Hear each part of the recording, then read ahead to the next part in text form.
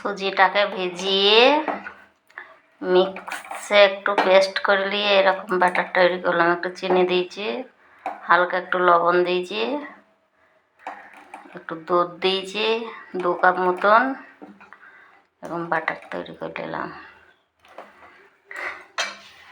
এবার সুজির পিঠা, এই যে দুধ গরম হচ্ছে, এই দুধের মধ্যে দেব।